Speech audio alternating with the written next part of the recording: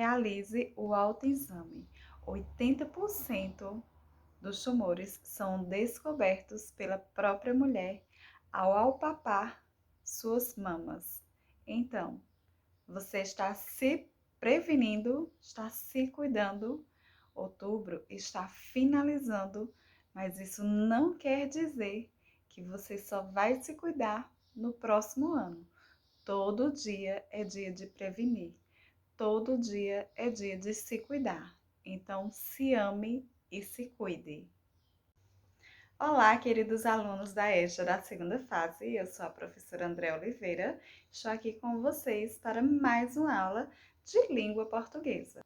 Hoje nós continuaremos nosso estudo da aula anterior. Peguem aí o livro de vocês, o livro APS, nas páginas 233 a 235 e me acompanhe nas leituras para você compreender melhor. Vamos lá? Então, vamos continuar nossa atividade da aula anterior.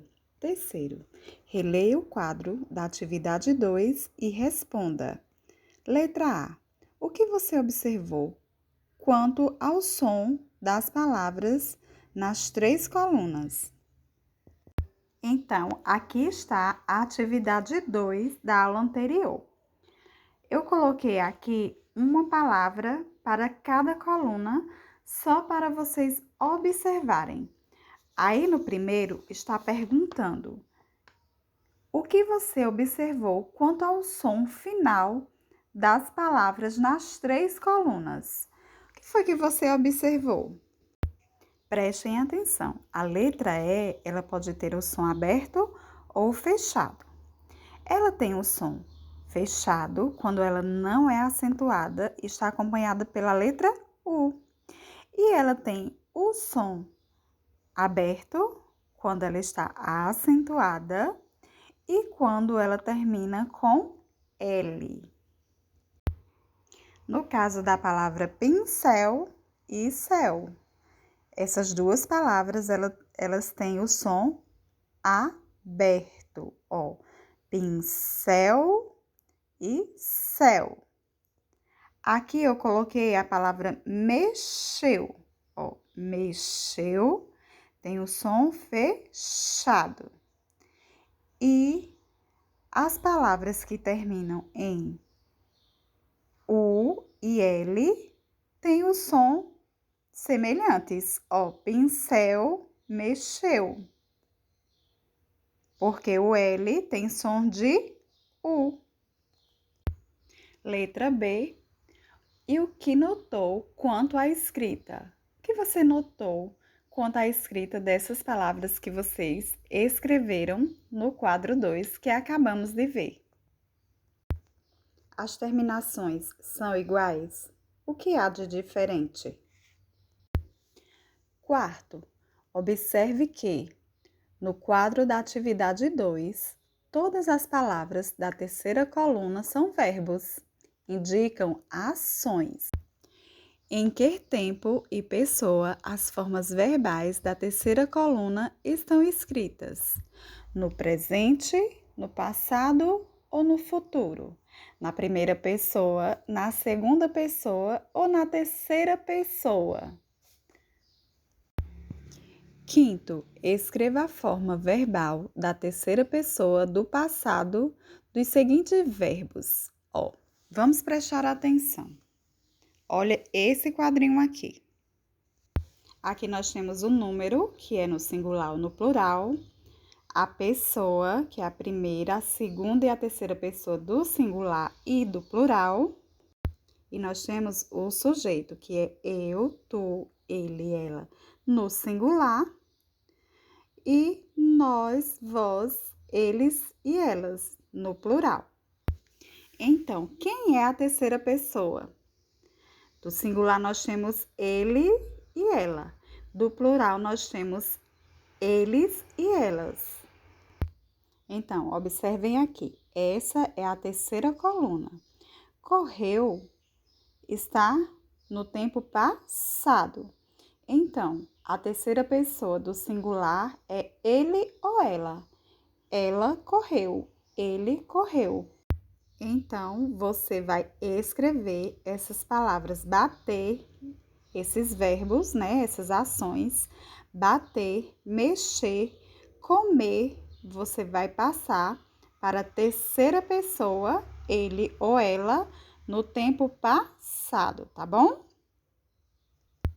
Sexto, leia as palavras a seguir e escreva na coluna adequada. Aqui nós temos algumas palavras: correu, liceu, amoleceu, varreu, teceu, breu, judeu, desceu, museu, pneu, mexeu e romeu.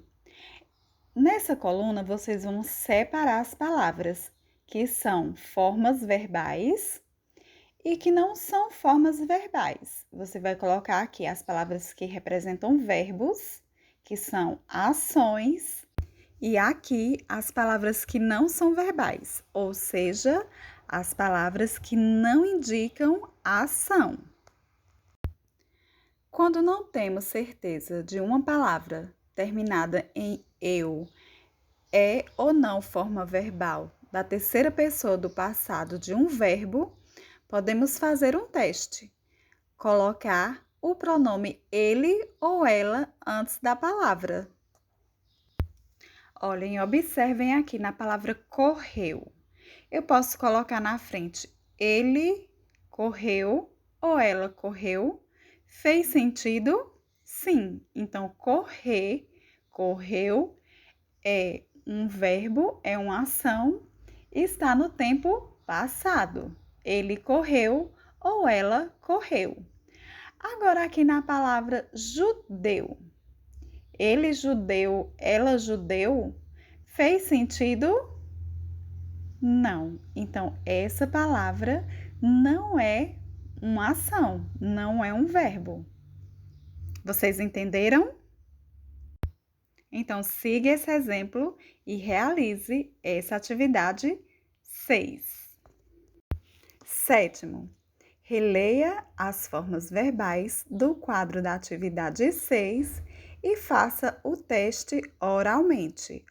Prestem atenção. Foi o que nós acabamos de ver, né? Para vocês fazerem o teste para saber se as palavras indicam ação ou não.